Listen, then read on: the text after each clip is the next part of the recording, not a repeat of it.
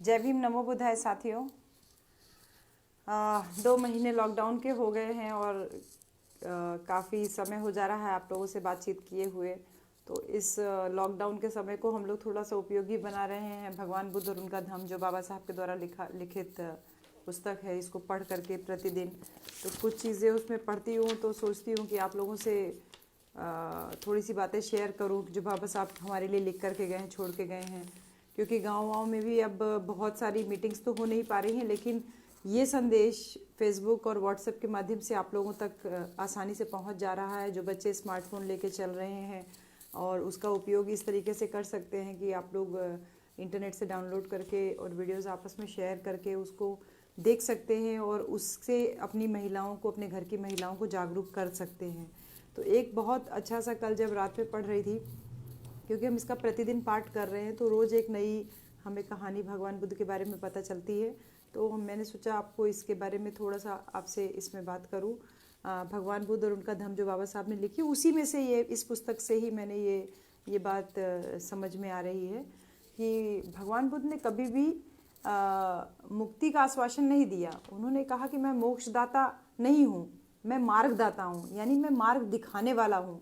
मैं तुम्हें कोई मोक्ष नहीं प्राप्ति कराने के लिए मैं नहीं जन्म लिया हूँ, या मैं कोई मार्ग मोक्ष के लिए नहीं तुम्हें बता रहा हूँ। मैं केवल एक मार्ग बता रहा हूँ, उस मार्ग पे चल करके आप निर्वाण को प्राप्त कर सकते हैं। बाबा साहब ने ये लिखा है इस बारे में कि बहुत से धर्म इल्हामी धर्म माने जाते हैं, क्योंकि लेकिन भगवान बुद्ध का धर्म इल्हामी धर्म नहीं है। इल्हामी से क्या मतलब है कि मतलब इल्हामी धर्म ये कहता है कि इसलिए कहा जाता है इल्हामी धर्म क्योंकि वह ईश्वर का संदेश है जो उसके द्वारा निर्मित प्राणियों के नाम होता है। वो ये कहते हैं कि वे अपने रचयिता ईश्वर की पूजा करें और अपनी आत्माओं की रक्षा करें। ये संदेश सुना जाता है कि किसी को भगवान सपने में आए थे, उन्होंने संदेश दिए और ये उनका संदेश इस किताब में लिख दिया गया और आप उसको मानिए। लेकिन पैगंबर का ये कर्तव्य भी होता है कि जो उस धर्म में विश्वास रखते हैं उनके लिए वह मोक्ष लाभ को सुनिश्चित करें। इस तरीके की बातें कही जाती है इल्हामी धर्मों के बारे में। और भगवान बुद्ध ने कभी भी अपने आप को कोई इल्हाम यानी कोई पैगंबर नहीं बताया, कोई खुदा का या कोई भगवान का पैगंबर या खुद को ईश्वर होने का कभी दावा नहीं किया।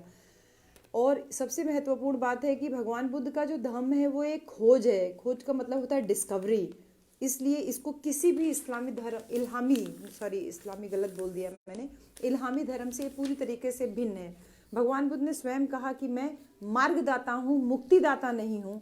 और इस बात को एक सुत्त में एक ब्राह्मण जो भगवान बुद्ध के परम शिष्य हुए थे, सारीपुत्र और मोगलायन, उसमें मोगलायन के बीच में जो भगवान बुद्ध और मोगलायन के मध्य एक संवाद होता है, उससे भगवान बुद्ध ने खुद इस बात को स्पष्ट किया।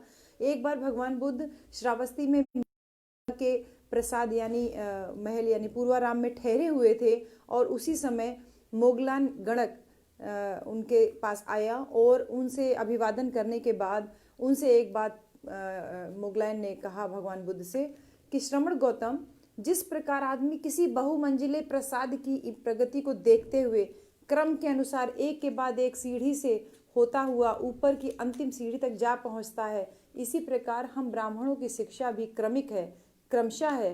अर्थात हमारे लिए वेदों का अध्ययन का पाठ्यक्रम भी ऐसा ही क्रमिक है।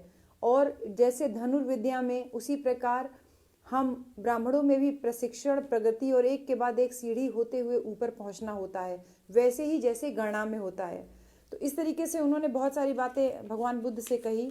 और फिर आगे उन्होंने कहा कि जैसे एक कम एक, दूनी दो, तिया तीन, चौके चार, इस तरीके से 100 तक होता है। तो श्रमण गौतम, ये बताइए कि क्या आपके लिए भी यह संभव है कि आप ऐसे ही शिक्षण का परिचय दे सके जो कि क्रमिक हो, जिसमें आपके धम्म के अनुयायी उसी प्रकार शिक्षा ग्रहण करते हो जिस प्रकार से हम ब्राह्मण धर्म के लोग शिक्षित होते हैं।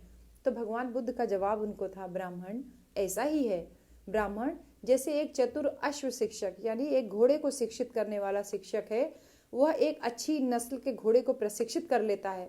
सबसे पहले उसके मुंह में लगाम लगाता है और उसको साधता है और फिर धीरे धीरे उसको आगे का पाठ्यक्रम सिखाता है। उसी प्रकार हे ब्राह्मण, ऐसे ही तथागत उस आदमी को साध लेते हैं जिन्हें प्रशिक्षण देना होता है। शिक्षा इस प्रकार से दी जाती है